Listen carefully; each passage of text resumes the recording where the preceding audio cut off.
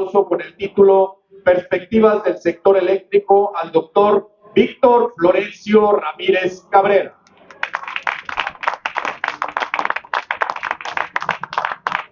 Buenas tardes, muchas gracias a todos y antes que nada, muchas gracias a los organizadores por la invitación. Hay un problema y Chespirito decía que no le gustaba la política porque todo lo que la política tocaba lo echaba a perder. Lo primero que decía era la palabra más hermosa del mundo, según un estudio, una encuesta, era madre. Y cuando tú le pones madre política, es suegra, lo echaba a perder. Entonces, sí hay un asunto delicado con la política, pero que finalmente la política es una forma en la que se guía cualquier sector, incluido el energético, y voy a hablar un poco de qué es lo que vemos, de dónde estamos y qué es lo que vemos y cómo puede venir el siguiente sexenio. Lo primero es dónde estamos o de dónde venimos.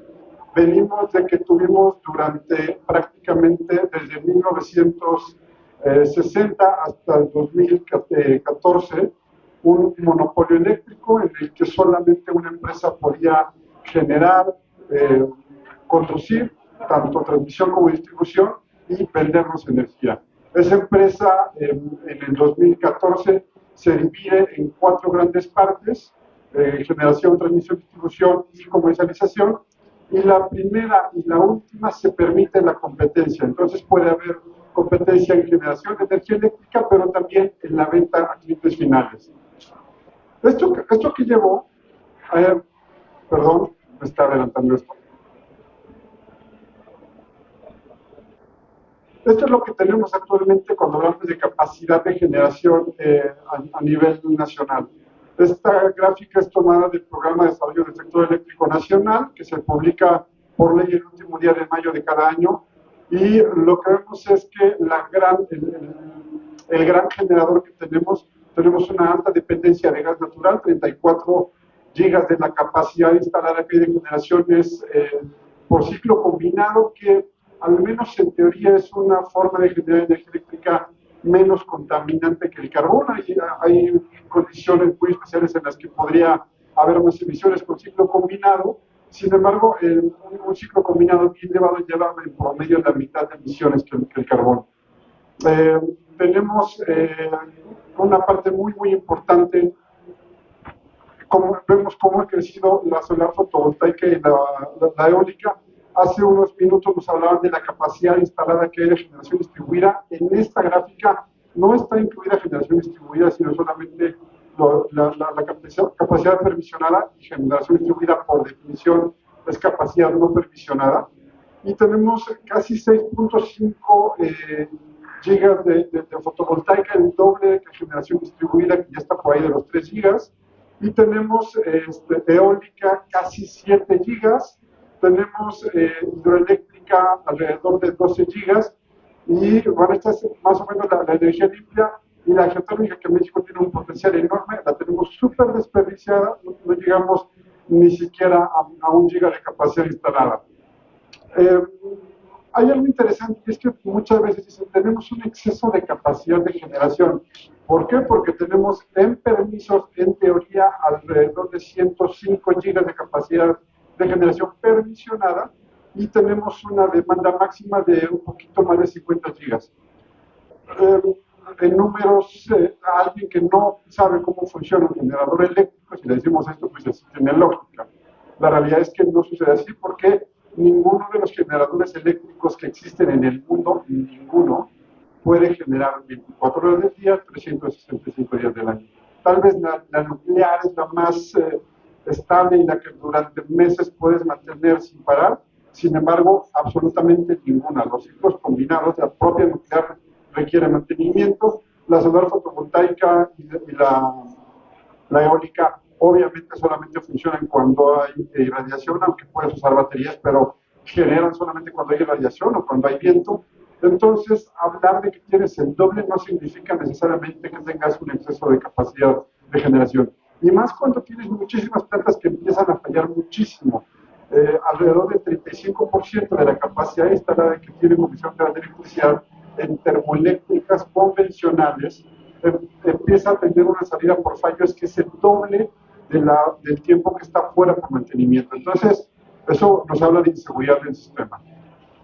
Con esto, ¿cómo llegamos a esto? Hay algo muy importante.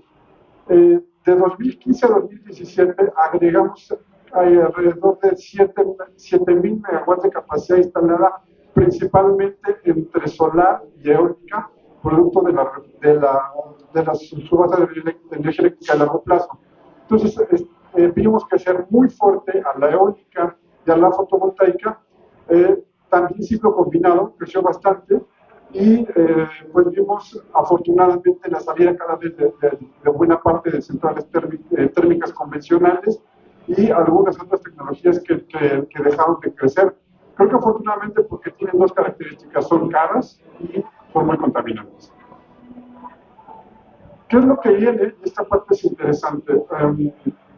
Estas gráficas, que voy a poner a continuación.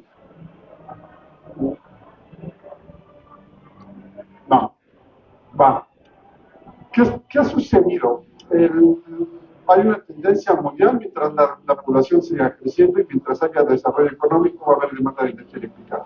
Esa es una regla general. Afortunadamente, México tomó decisiones muy importantes en materia de eficiencia energética que hicieron que hace 20 años más o menos se desacoplara el crecimiento económico del crecimiento energético. En otras palabras, no creció la economía al ritmo que crecía la capacidad de generación. Si eso hubiera, o el consumo eléctrico, si eso hubiera sucedido, estaríamos ahorita parados. La eficiencia energética, la buena actuación de la Comisión Nacional de Uso Eficiente de la Energía, de CONUE, hizo que se mantuviera el crecimiento económico sin que se incrementara en la misma proporción que la demanda de energía eléctrica. Sin embargo, en los últimos años, por ejemplo, en el último año, el crecimiento de la demanda fue de 10% en hora pico. El año pasado tuvimos el récord de demanda de energía eléctrica del año, en junio de 2021, que fue de 48.795 megawatts. Un año después, en mayo de este año, rompimos el récord con 53.702. Esto quiere decir, creció 5 gigas, creció 10% en el momento pico la demanda de energía eléctrica. ¿Cómo creció la capacidad de generación y la conducción? Y aquí es donde nos espantamos. La capacidad de generación creció solamente 1%, y la capacidad de conducción, me refiero básicamente a transporte, a transmisión, creció menos del 1%. Tenemos un problema aquí, está creciendo muchísimo más rápido el consumo y nuestras plantas, nuestra capacidad de generar y de transmitir energía no está creciendo al mismo ritmo. Esto trae dos consecuencias. La primera es que vas a forzar a centrales a trabajar más tiempo del que deberían, o estás trabajando centrales que ya no deberían estar trabajando. Y la otra es que cuando esas centrales no sean suficientes para abastecer de energía, vas a tener lo que todo el mundo conoce como un apagón. ¿Qué es lo que está sucediendo? Ustedes han visto seguramente incrementos en costos de energía. ¿Por qué ese incremento? Porque mantienes trabajando. Recordemos que estamos en un mercado marginalista y el mercado marginalista lo que hace es otorgarle el precio el costo de energía o el precio al generador más caro que hay en ese momento. Si no estás incrementando capacidad de renovable suficiente para abastecer al sistema eléctrico, tienes que echar a andar térmicas y esas térmicas te ponen más alto el costo de energía y entonces la energía se encarece. ¿Cuál es la forma de bajar el precio de energía? Abre el mercado, permite cada vez la entrada de más generadores, sobre todo generadores de bajo costo. Esto es muy importante, no se ha agregado menos de 1 gigawatt de capacidad de generación en este año. El problema es que, o más bien algo del absurdo, es que hay una capacidad instalada de 1.2 gigas de capacidad entre eólica y fotovoltaica que está parada, terminada, lista solamente para entrar en pruebas cooperativas y empezar a corregir errores que tuviera, cumplir con código de ley de entrar en operación en los siguientes, en un par de meses, y están totalmente paradas. ¿Eso qué quiere decir? Estamos dejando de ingresar nueva capacidad de energía limpia al sistema, que está parada por una decisión que ha sido, yo creo que es política y absurdamente, para darles un ejemplo, México tiene el récord de energía eólico más barato del mundo, un parque eólico en Coahuila, la Amistad 2. Ese parque está parado desde hace un año y medio. ¿Y por qué se paró? Vino la pandemia, la empresa encargada de desarrollar el proyecto baja el ritmo de construcción para evitar contagios, va con la Comisión Reguladora de Energía y dice, oye, dame chance de terminar mi obra 3 o 4 meses después, porque por COVID pude parar. Bueno, la cree que paró durante un año y medio por COVID, dijo, ¿sabes qué? Para mí no es causa de fuerza mayor que hayas parado por la pandemia. Entonces, eso lo que generó es que el parque, la Amistad 2, el récord de energía eólica más barato del mundo, está parado por una decisión que en realidad parece política. No tenemos ni 100 kilómetros nuevos de líneas de transmisión, y la realidad es que para transmisión y para distribución hay dinero, no se ha querido invertir porque no se ha querido. Este año, les decía, rompimos el récord bueno, primero tenemos el año más caliente del mundo. Esta línea que vemos arriba es el récord de temperatura que tenemos en México. Nunca se había tenido este nivel de temperatura. Y aquí tenemos una noticia que es peor. Este es el récord de temperatura histórico de México, pero es el año más fresco en los siguientes 10 años. En otras palabras, vamos a requerir mucho más. Y es curioso porque a la derecha lo que tenemos es la gráfica de demanda de energía eléctrica durante el año.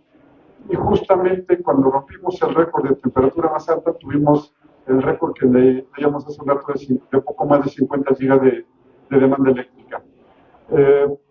Esta gráfica es un poquito mañosa porque lo que hace es comparar años que, excepto el 2019, el resto de años son años que fueron impactados en la actividad económica y por lo tanto en la demanda de energía eléctrica por la pandemia. Vemos 2019 que está punteada, tiene un comportamiento, en 2020 se cae abruptamente aquí el consumo de energía eléctrica con la pandemia, y 2021 y 2022 recuperaron, pero no fue total la recuperación. Pero 2023 ya viene, en 2023 tenemos una idea de cuál va a ser el consumo eléctrico en los siguientes años. ¿Qué viene? Lo primero, hay un crecimiento inercial, la gente tiene hijos, los hijos crecen y se casan y ponen otra casa, y la demanda eléctrica va creciendo, eso es un hecho. Hay una demanda, hay un crecimiento inercial, la actividad económica se va dando, pero México tiene una condición muy especial.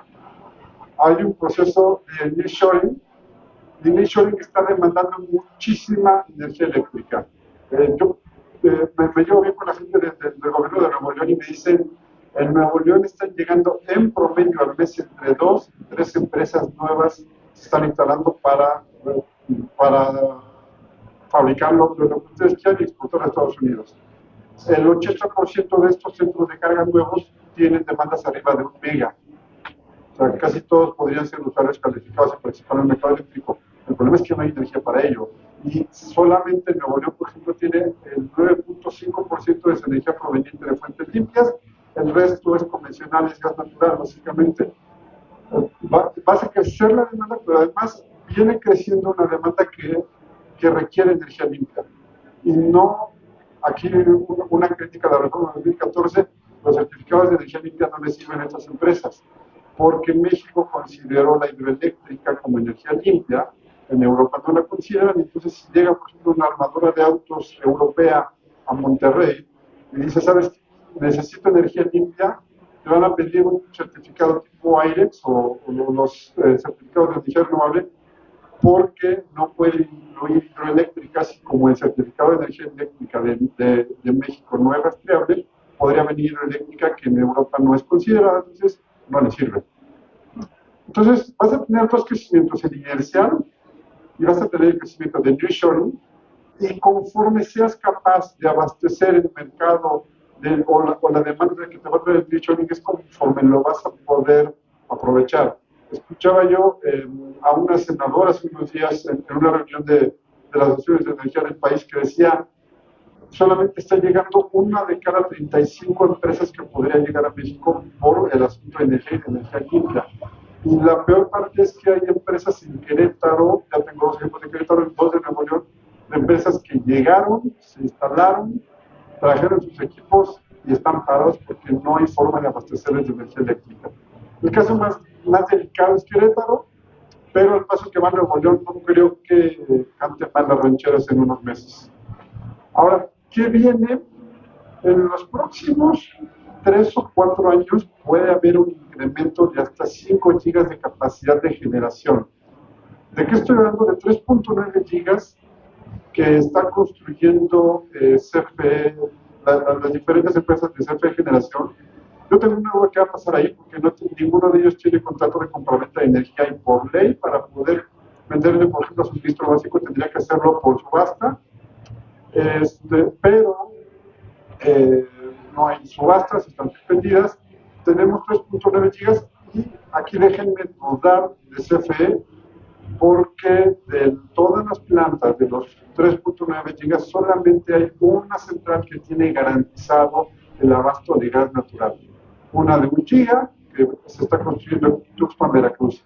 El resto que se está construyendo en el norte y sobre todo en la península de Yucatán, que creo que son las más importantes, no hay forma de hacerles llegar gas. Entonces las van a terminar probablemente, para tener un ejemplo, para que llegue gas a las 2 centrales de ciclo combinado que se están construyendo en Valladolid y en Mérida, se requiere que llegue el gas natural. El gas natural llegaría por el proyecto Puerta al Sureste de TC Energía, y TC ya dijo que si bien va, en 2024 termina el ducto.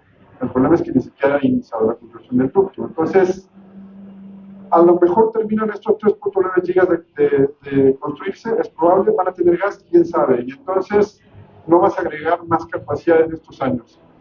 1.2 gigas de privados eólico y solar son los que hablé hace un rato, el ejemplo de las amistades que están parados, y lo que decía, solamente hay garantía de gas en Tuxpan. Transmisión, hasta ahorita solamente han presentado un proyecto, hicieron un roadshow sobre un proyecto del noroeste, pero vamos a ver un ratito qué tan útil o dónde está ese proyecto del noroeste.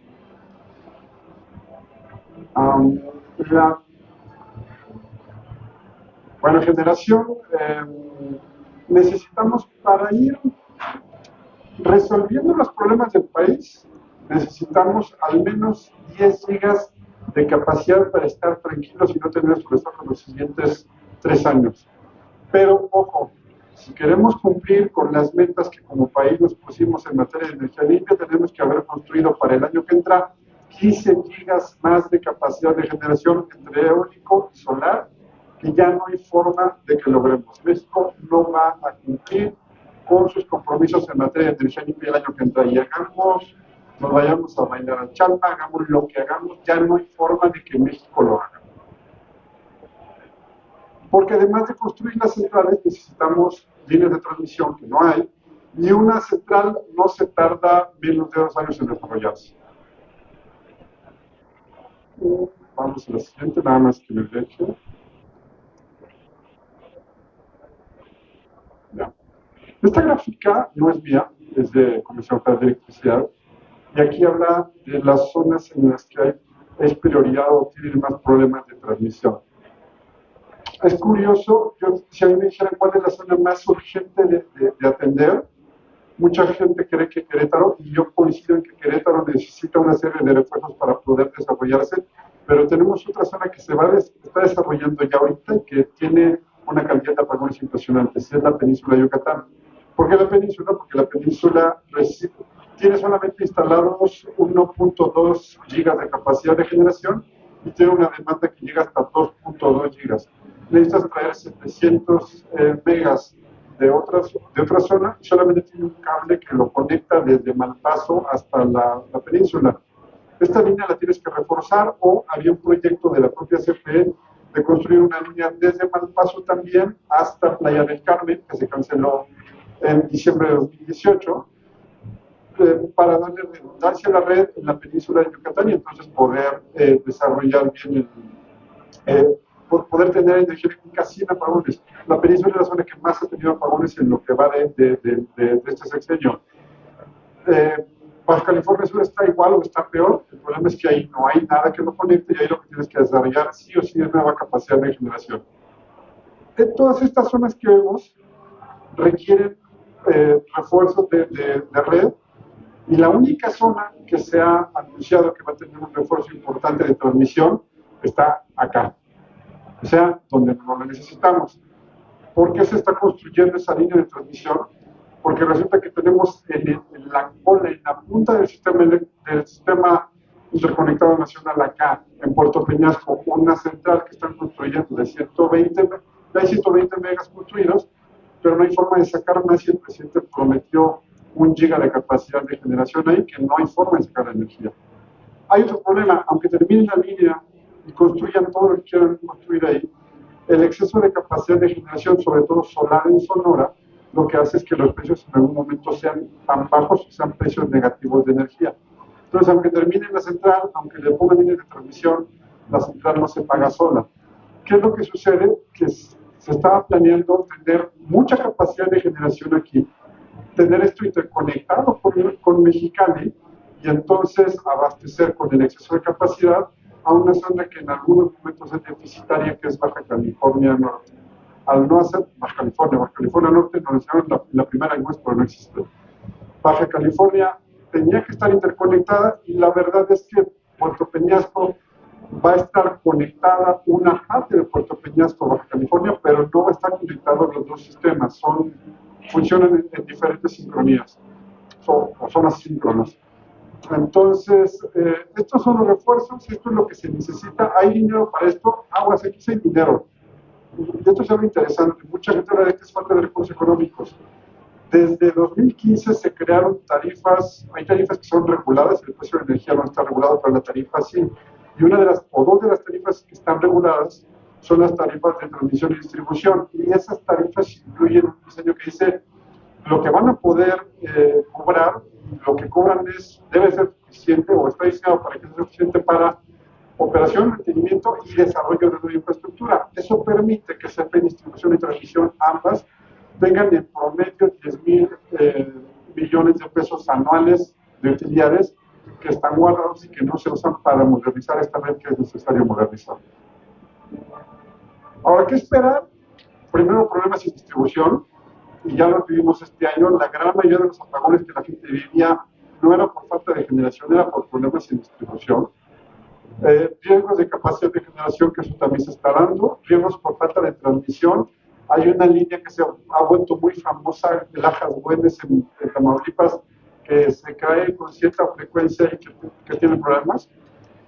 Y esto sí, yo se lo he dicho, tengo la fortuna de tener la amistad con Xochitl Gálvez, y le he dicho, hagas lo que hagas, si es que tú llegas o llegue quien llegue, hagamos lo que hagamos de aquí a 2028, no hay forma de evitar los apagones. No digo que van a ser un gran blackout, pero no hay forma de que hagamos algo ahorita para evitar apagones de aquí a 2028. Y recemos, hagamos lo que queramos, no hay forma. Pero vamos a ver qué es lo que están proponiendo. Y aquí tengo que hacer especulación porque no hay de otra. Me dijeron que platicara con ustedes qué es lo que venía. Y creo que tenemos que especular un poco. ¿Qué opciones tenemos? Lo puse en orden alfabético, las dos que ya sabemos, y la tercera opción no sabemos qué va a suceder, o si va a haber tercera opción, pero tenemos tres propuestas, la de Claudia Sheinbaum Pardo, la de Xochitl Gálvez Ruiz, y si el Movimiento Ciudadano promoverá a Samuel García o no, o Marcelo Ebrard, no lo sabemos. La realidad es que de la última opción no tenemos información, pero vamos a ver qué tenemos de las anteriores, o de las dos primeras. Claudia Sheinbaum, en el sector de orden alfabético.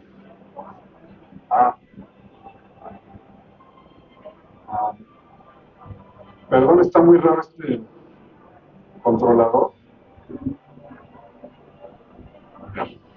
Lo primero, lo ha hecho públicamente Claudia, ella busca continuidad con cambio, es un oxímoron eso, pero bueno, busca continuidad con cambio.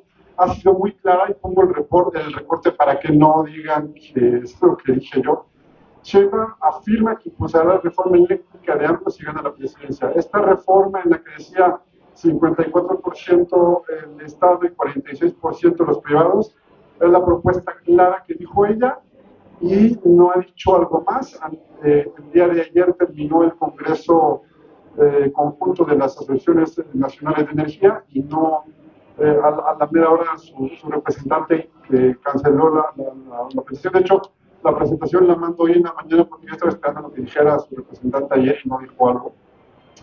Pero bueno, ¿qué implicaciones tiene este 54-46? Ya lo sabemos, control total del Estado, darle absolutamente al Estado o al político que esté a cargo de la empresa el control total de quién se mueve en el sector eléctrico en este país. Eso tiene algunas desventajas. Por ejemplo, vas a tener un mercado muy limitado en recursos del Estado. Ayer aprobaron un adeudo de 1.9 billones de pesos en la Cámara de Diputados para el próximo año. Esto quiere decir que ahí tienes un espacio fiscal muy pequeñito y ahí tienes que meter todos los proyectos y no vas a tener dinero suficiente para desarrollar todo lo que debe. La otra es inversión también muy limitada al alcance del Estado. ¿A qué me refiero con esto? Y parece una repetición con lo de arriba. No. ¿A qué me refiero? Si el Estado puede generar mínimo 54% y el privado... algo pasó.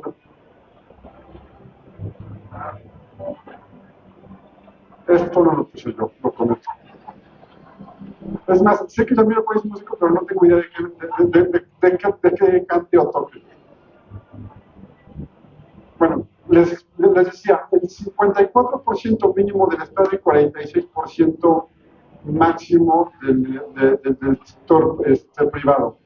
¿Qué pasa si un día sube la demanda y el Estado no tiene los recursos suficientes para abastecer el 54%? O haces tiros de carga o violaste la Constitución. Entonces, ese es un problema. El otro problema es, si tú como privado quieres llegar a invertir más, no vas a poder hacerlo porque el Estado, vas a tener que esperar a que el Estado invierta en tener mayor capacidad de generación. ¿Eso qué quiere decir? El crecimiento económico del país necesita energía y necesita crecimiento de la oferta energética. Si el crecimiento, si la demanda energética del país, o más bien el crecimiento de la oferta energética del país va a depender de lo que el Estado tenga, quiere decir que la economía va a estar supeditada a lo que el Estado puede gastar en materia eléctrica. Y ese es un gran riesgo.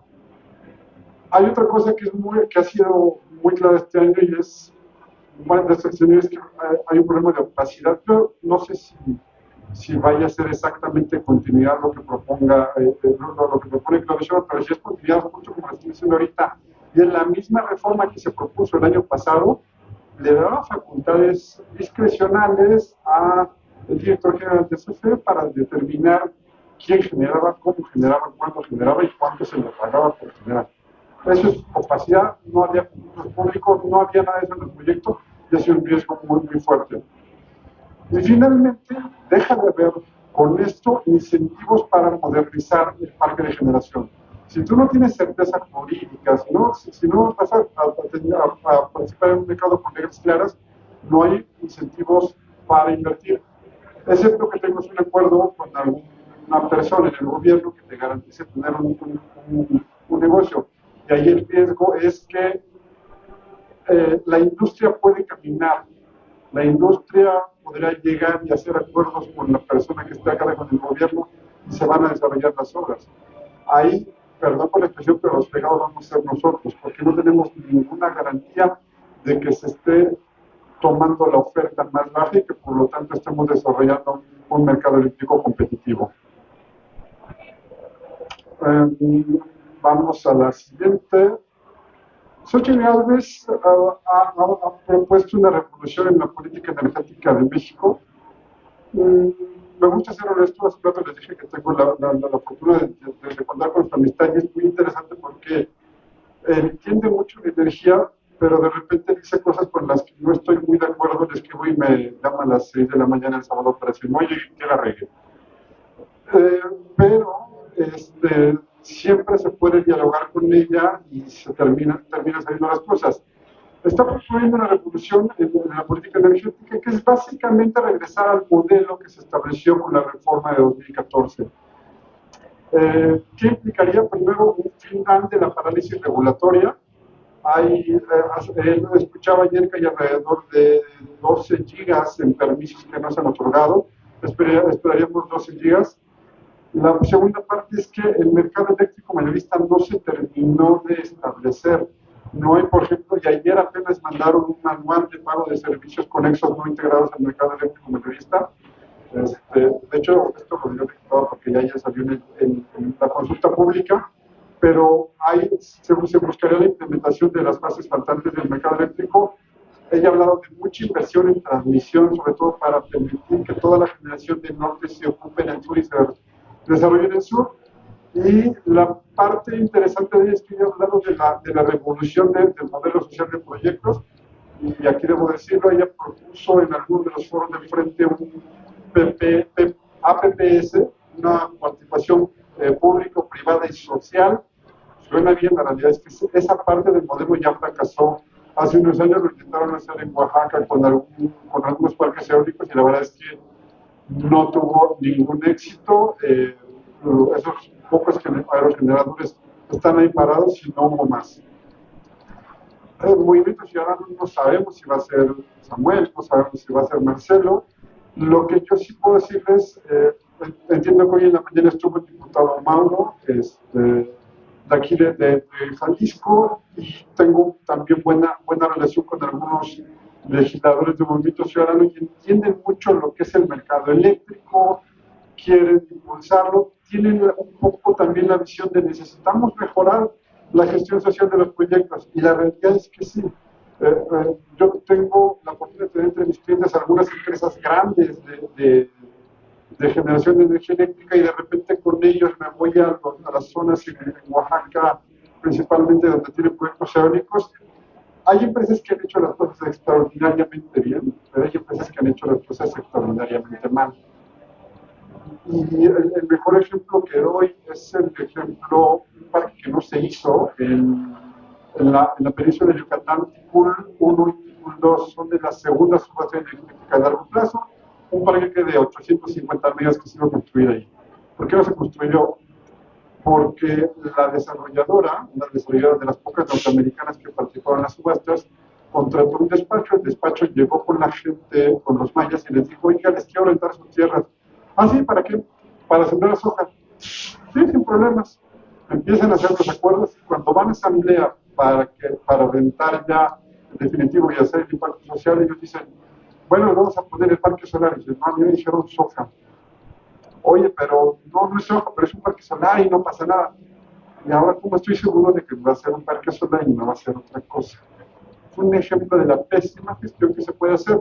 Conozco otras en las que cada 2 meses la empresa llega y tiene, más bien una vez cada año, llega la empresa con los dueños de los terrenos, se reúnen en una asamblea, ven qué obras necesitan para el año que entra, porque una parte de las rentas no se la pagan directo a la gente, sino se invierte en obras sociales.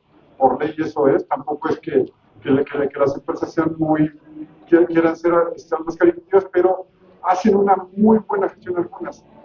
El Movimiento Ciudadano ha hablado mucho de que tenemos que mejorar la gestión social, y el mejor ejemplo que tienen es Oaxaca, y como si ustedes vieran las estadísticas de crecimiento económico en Oaxaca, en las zonas eólicas tienen un crecimiento del doble o hasta del triple respecto del resto del estado. Voy a usar, casi para terminar, esta comparación que hicieron José Fernández y Rodolfo Salazar, publicada en El Economista. Ellos compararon un poco las visiones que tenían, y yo le agrego la visión del Movimiento Ciudadano. La primera es inversión privada. Claudia Sheinbaum habla de limitarla, del 46% máximo de generación. Xochitl Gálvez de mantener la apertura. Cuando digo mantener la apertura, mucha gente me dice que pero no hay apertura. La ley lo dice, que el gobierno no haya estado respetando la ley es otra cosa, pero en términos reales la hay. Transmisión, Claudia Sheinbaum no ha hablado mucho del asunto de transmisión, no se han metido asuntos técnicos. Xochitl Gálvez ha hablado mucho de invertir. De hecho, hubo una entrevista que dio en El País, muy mala para mi gusto, en la que dice: a los neoliberales les voy a dar energía limpia para que inviertan. Generación distribuida, y este sí es súper importante, y justo la conferencia anterior fue sobre generación distribuida. Claudia Sheinbaum ha usado mucho la generación distribuida. De hecho, termina construyendo el proyecto de central de abasto en Ciudad de México. Originalmente era un proyecto de generación distribuida, termina volviéndose un proyecto de 20 megas de mercado eléctrico, que va en conjunto con la CFE. Y sí, Claudia es una creyente ferviente de generación distribuida. Xochitl también habla de promover, y de hecho ella promovió una reforma hace 2 años para crecer en un plan de generación distribuida a 1 mega. En ese entonces yo estaba de acuerdo con esa propuesta, ahorita no. ¿Por qué no? Lo escribí ayer en Energía Debate, luego les paso el link, pero la idea es promover, ambos están promoviendo, y Movimiento Ciudadano, digo, 2 entidades que gobiernan Movimiento Ciudadano son quienes encabezan la capacidad instalada de generación y el ritmo de instalación de generación distribuida. ¿Qué omisiones tienen? Porque las dos las tienen. El primero es que Claudia no dice de dónde van a salir los recursos para lo que ella está diciendo que va a hacer, y ya sabemos que los recursos del Estado son limitados. Y Xochitl Gálvez, no hay un equilibrio con regulación adecuada. Xochitl es ingeniera, pero en algunas cosas de repente dice: vamos a hacer esto. Habla, por ejemplo, mucho del hidrógeno verde en el norte del país. Hace 3 meses 2 meses tuve la oportunidad de visitar a una hidrogenera en España, y la realidad es que nos vamos a tardar un ratito en México poder desarrollar la industria del hidrógeno verde. Y de hecho, mucha gente dice: hay 7 proyectos, sí, pero son ideas, no son proyectos, y no se está construyendo todavía. No hay un electrolizador comercial en México todavía. Entonces, va a tener un reto importante que va a tener quien quiera ahorita volver a implementar el mercado eléctrico, es tener todo el marco regulatorio adecuado. Y el mejor ejemplo es generación distribuida. O sea, ¿qué pleitos hay ahorita entre CONAMEL y Comisión Reguladora y el tiempo para tener la nueva regulación? Y parece una novela. Por cierto, si me preguntan, yo creo que las disposiciones administrativas de carácter general del proyecto están muertas. Las preguntas que le hizo la CONAMER a la CRE son imposibles de responder, tienen para responderla poco tiempo, y la comisionada que está promoviendo el proyecto de disposiciones administrativas sale el 31 de diciembre. Y bueno, como Movimiento Ciudadano habrá que tener definiciones, no sabemos ni siquiera si va a presentar candidato. Esta es una de las realidades más dolorosas. Esta gráfica es algo curioso porque se publica en el Programa de Desarrollo del Sector Eléctrico Nacional, o PRODECEN. La línea punteada, la línea intermitente que está arriba, es cómo debería ir creciendo la energía limpia en el sistema para cumplir con la ley y con los acuerdos de París. La línea guinda que está abajo es la realidad, como está yendo. Si pusieron yo la del año pasado, más bien la de hace 2 años, veíamos que íbamos muy bien, pero la rodilla nos falló. Y en esta ya acepta Secretaría de Energía que con las condiciones actuales y sin hacer la inversión necesaria, vamos a lograr nuestros objetivos por ahí del año 2035, o sea, en 12 años. No hay forma, la realidad es que no hay forma de cumplir con el acuerdo de París el año que entra. No hay, yo no veo forma, y la propia Secretaría lo aceptó. ¿Por qué digo que es muy curiosa esta gráfica? Porque la subieron, algunos la bajamos, hicimos un análisis rápido, y a la semana volvieron a subir una nueva versión del programa de desarrollo, ya sin esta gráfica. Pero bueno, todo el mundo la tuvo y no pasó. La realidad es, lo he dicho, no hay, por 5 minutos, creo que van a ser menos, pero lo primero es, ya lo dije, no hay forma de evitar apagones, al menos de aquí a 2027. Ya está rebasada la capacidad de generación del sistema eléctrico nacional, y no hablo de una empresa, hablo de todas. Ya no hay capacidad, no hay proyectos nuevos.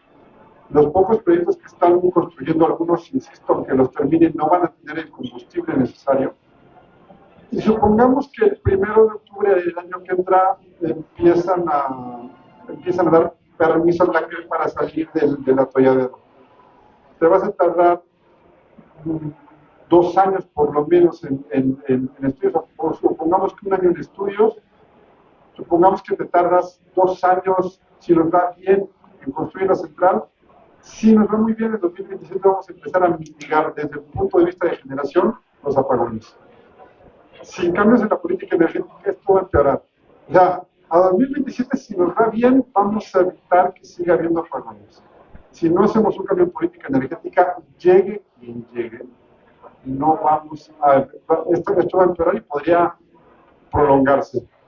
La apuesta que viene básicamente es una decisión entre el Estado lo hace todo o la iniciativa privada puede participar en 2 sectores, en generación y en suministro. ¿Y por qué no también invertir en transmisión? Que la ley, la Constitución y la ley lo permiten bajo un control muy estricto del Estado y bajo contratos.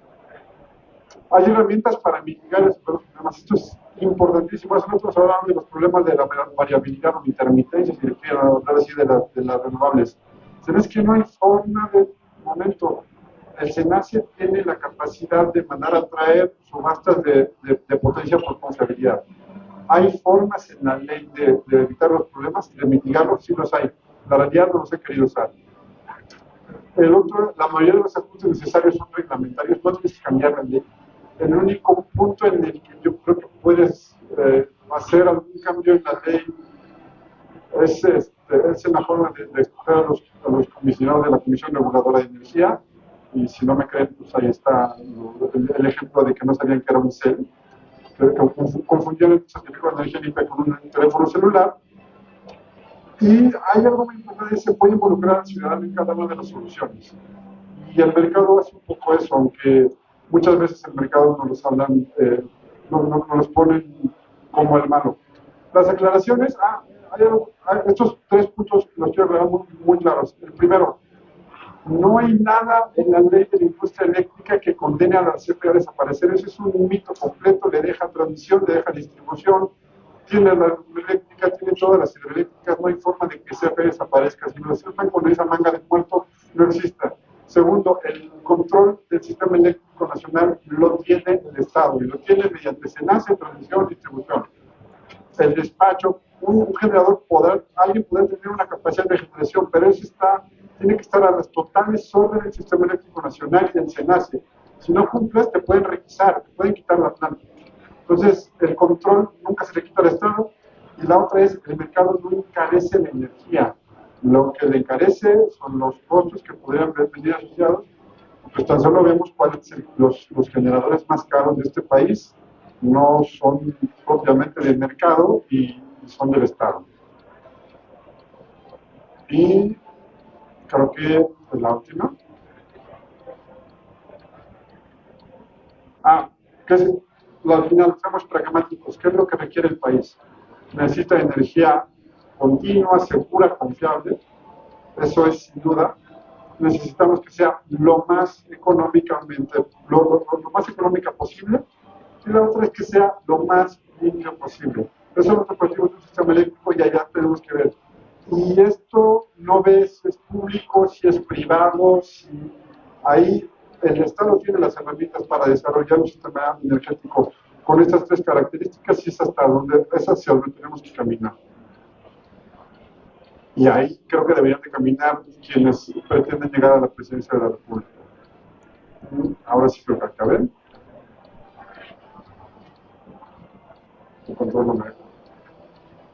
Y no me queda más que darles las gracias, y no sé si tengamos tiempo para alguna pregunta, pero aquí estoy. Muchísimas gracias.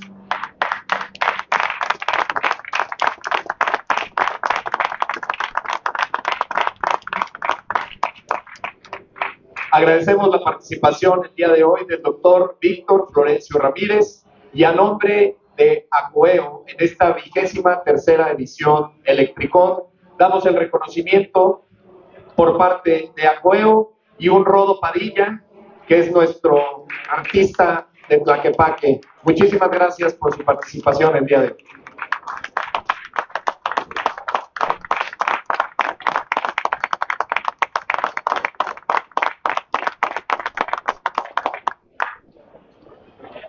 Muchas gracias a todos. Tenemos 5 minutitos para empezar con nuestra siguiente y última ponencia de este evento.